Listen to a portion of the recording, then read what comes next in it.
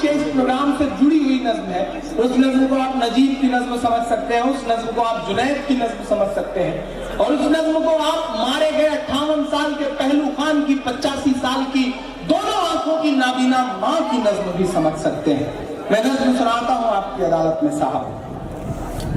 एक मां जिसका एक बेटा दिल्ली के prominent university Jawaharlal Nehru university में एमएससी करने के लिए जाता है। एबीवीपी के कुछ लड़कों से उसकी लड़ाई होती है और वो उसे इतना पीटते हैं कि दूसरे दिन से वो बच्चा गायब है, और तकरीबन 7-8 महीने को होने को आ गए हैं, लेकिन अब तक उस बच्चे का कोई सुराग नहीं।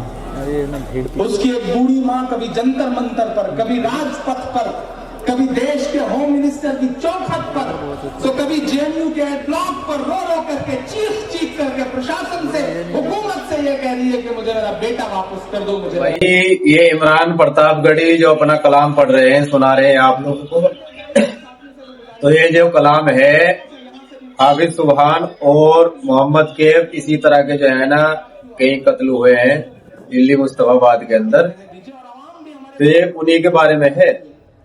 तो अच्छा रहे कि उन्हें देखते रहने दें। बड़े बुजुर्ग हैं, उसमें से तो कई ज्यादा बुजुर्ग हैं, तो सामने जो नई नस्ल है वो चाहती है कि उन्हें मुसलसल देखते रहो। कम उम्रें बची हैं, लगातार आंखों के सामने रहेंगे, अच्छा रहेगा।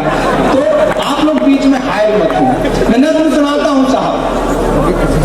सुना था कि बेहद सुनहरी है दिल्ली।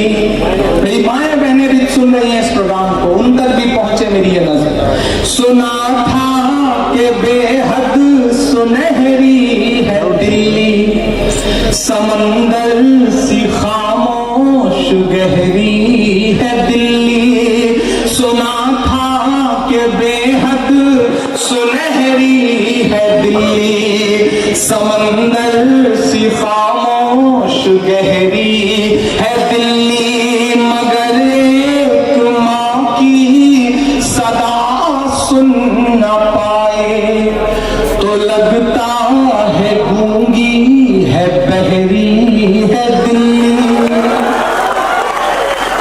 सुना था कि बेहद सुनहरी है दिल्ली। इस हादसे को जब 2 दिन हुए थे स्वामी जी, मैं दिल्ली था, जामिया में एक मुशायरा था केजरीवाल साहब कर रहे थे। मुझे पता चला कि एक माँ जेएनयू के ब्लॉक पे रो रही है, तो मैं बड़ा गुमनाम सा ऐसे ही गया था उससे मिलने के लिए। मैंने देखी थी उसकी चीखें, मैंने सुनी थी अपने कानों से उस माँ की चीखें।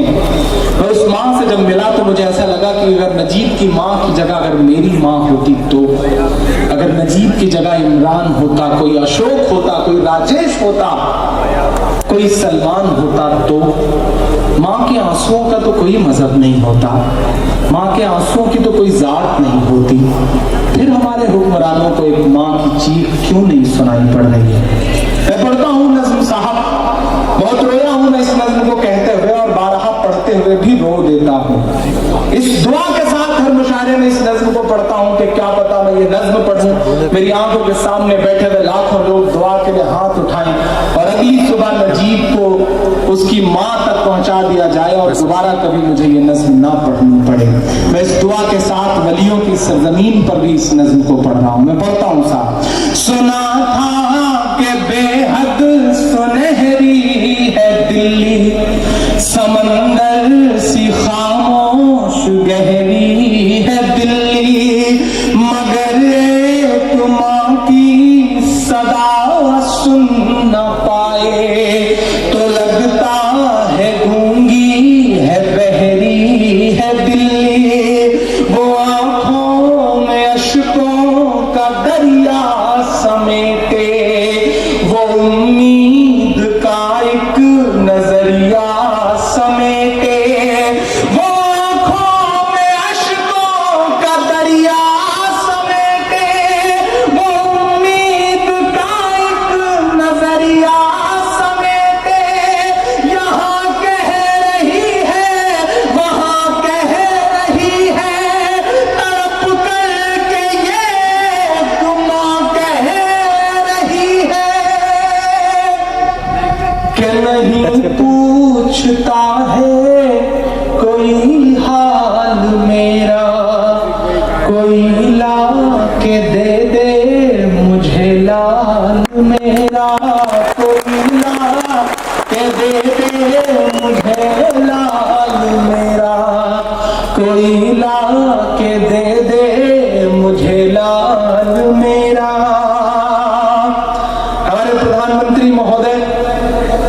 चुनावी जनसभा में ये कहते हैं कि हम मुस्लिम बहनों को 3 तलाक के मुद्दे पर उनका हक दिलाना चाहते हैं। मेरा मन करता है स्वामी जी कि मैं कभी जाऊं सेमिनार के बाहर उनकी चौखट पर खड़ा होकर के चीख करके कहूं कि आदरणीय नरेंद्र दामोदर मोदी साहब, अगर आप सच में मुस्लिम बहनों को उनका हक दिलाना चाहते हैं तो मान लीजिए नजीब की अम्मी को अपनी बहन, वापस ला दीजिए अपने भांजे को, तब तो मैं मानूं कि आप सच में हक दिलाना चाहते हैं। और मैं सियासी बातें तो सियासी बातें हैं साहब, ये ड्रामा बंद करिए। मैं पढ़ता हूं इस नज्म का अगला बंद कि उसे लेके वापस चली जाऊंगी मैं, पलट कर कभी फिर नहीं आऊंगी मैं। यकीन जाने यही अल्फाज है उस माँ के। मैंने सुना है, मेरे कंधे से अपना सर रख करके बहुत देर तक रोई थी नजीब की अम्मी। ये बातें कहते हुए मेरे रोंगटे खड़े हैं। आप यकीन करें कि पत्थर दिल इंसान उस माँ से मिले, उसके आंसू नहीं रुक सकते। ये बात मैं दावे के साथ कह रहा हूँ। लेकिन कभी अन्य ट्रायल कैदियों को भोपाल में तलाश करके घंटे भर में इनकाउंटर कर देने वाली हमारी पुलिस या फिर हमारी सीबीआई एक बच्चा जो दिल्ली से गायब हुआ है उसका सुराग तक नहीं लगा पा रही। कहीं ना कहीं ये बहुत बड़ा फेल्योर नहीं है? और कितना हमें बर्बाद करोगे साहिब, और कितना हमें बर्बाद करोगे साहिब, क्या सितम और नया इजाद करोगे साहिब। खुद के औलाद नहीं है तो बताओ इतना, कितनी माओं को बे औलाद करोगे साहिब, कितनी माओं को बे औलाद करोगे साहिब। मैं पढ़ता हूँ साहब कि उसे लेके वापस चली जाऊंगी मैं, पलट कर कभी फिर नहीं आऊंगी मैं। वही है बुढ़ापे का मेरे सहारा, वो बिछड़ा तो जिंदा ही मर जाऊंगी मैं। वही है मेरी जिंदगी की कमाई, वही है मेरी जिंदगी की कमाई। दे दे मुझे लाल मेरा। आखिरी बंद पड़ता है इस नज़्म का साहब। मेरा गुस्सा जितना इस मुल्क के हुक्मरानों से है, उससे कहीं ज्यादा मेरा गुस्सा इस देश के उस स्तंभ से है, उस पिलर से है जो चौथा स्तंभ है, जिसके कैमरे मेरी आंखों के सामने लगे हैं, जो अपने न्यूज रूम में, एसी न्यूज रूम में दिल्ली में बैठ करके नाग और नागिन की खबरें चला के कहते हैं ये है जर्नलिज्म और हम देश का चौथा स्तंभ है।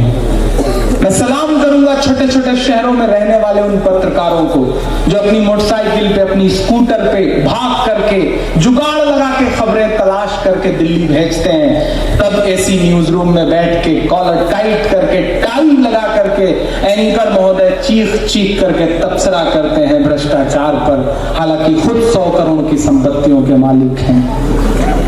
मेरा मन करता है कि मैं उनके खिलाफ गुस्सा जाहिर करूं। उन्हें अपने न्यूज रूम से 5 किलोमीटर दूर रोती बिलखती एक मां क्यों नजर नहीं आती? सवाल है इस देश के सामने, सवाल कलमकारों के लिए भी है, सवाल पत्रकारों के लिए भी है। वो माँ हमारी भी हो सकती थी, वो माँ आपकी भी हो सकती थी।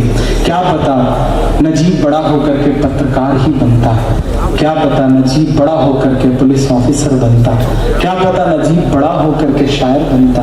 मैं आखिरी बंद पढ़ता हूं और इस देश की मीडिया की चुप्पी पर 2 मिसरे पढ़ता हूं कि ये टीवी के एंकर कहां मर गए हैं। ये मेरा गुस्सा है, ये मेरा गुस्सा है, क्योंकि मुझको जालिम का तरफदार नहीं लिख सकते, कम से कम वो मुझे लाचार नहीं लिख सकते। जहां हथेली पे लिए बोल रहा हूं जो सच, उसको इस देश के अखबार नहीं लिख सकते, उसको इस देश के अखबार नहीं लिख सकते। मैं आपको देश के किसी टीवी चैनल पे स्क्रीन पे आप मेरा चेहरा नहीं देखेंगे, नहीं दिखाया जाता मुझे, लेकिन ये भी सच है कि बिना किसी टीवी चैनल के स्क्रीन पे आए हुए भी मैं आपके दिलों में रहता हूं। ये बात मैं जानता हूं। तब मैं ये मिसरे पढ़ रहा हूं, ये मेरा गुस्सा है कि ये टीवी के एंकर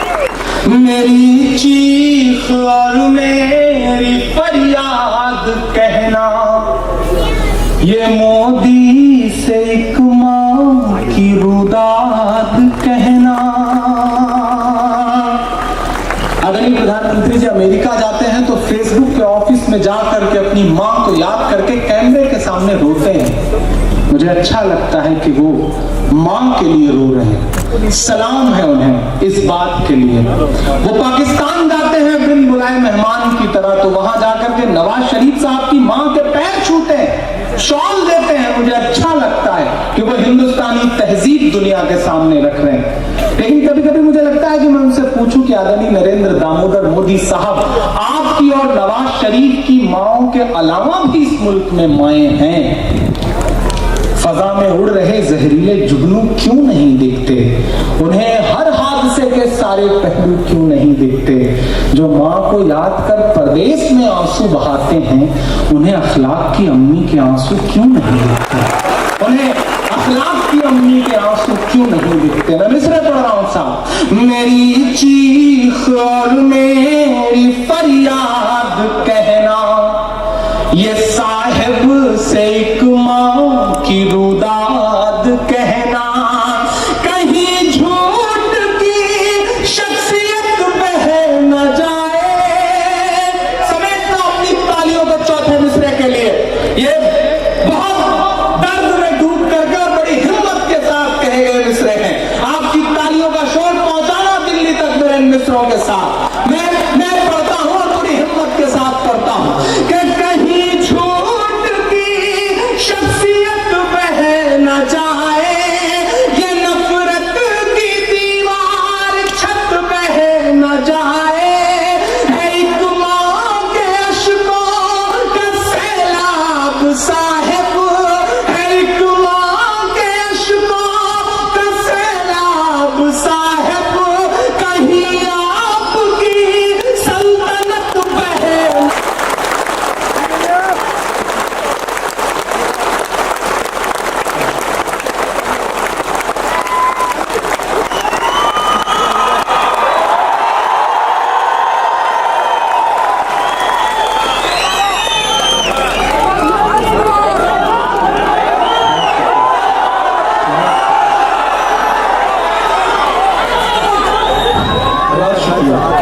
कहीं झूठ की शख्सियत बह न जाए, ये नफरत की दीवार छत बह न जाए।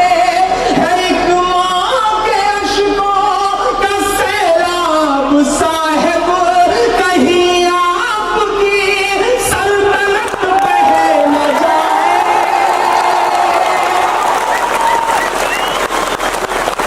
उजड़ सा गया है गुलिस्तां वतन का।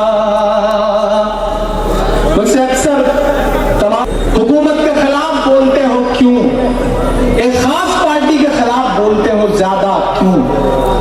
आज मैं इस माइक पे खड़ा हूं, मेरे इस तरफ तमाम सरदार सिख भाई बैठे हैं, पीछे स्वामी जी बैठे हैं, इधर तमाम और मजहबों के लोग खड़े हैं। मैं बताता हूं मैं क्यों।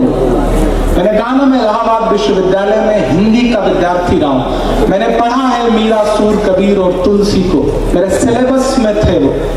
मैं हिंदी की कविताएं लिखता हूं। मैं जिस शहर में हूं वहां संगम है। मैं अपने ग्रेजुएशन के दौरान संगम के किनारे घंटों बैठ करके नदियों को मिलते हुए देखता था। मैं अपने तमाम हिंदू दोस्तों को जब वो इलाहाबाद आते थे तो उन्हें संगम स्नान करवाने ले जाता था। मैं ऐसे माहौल से हूं। मैं क्यों बोलता हूं?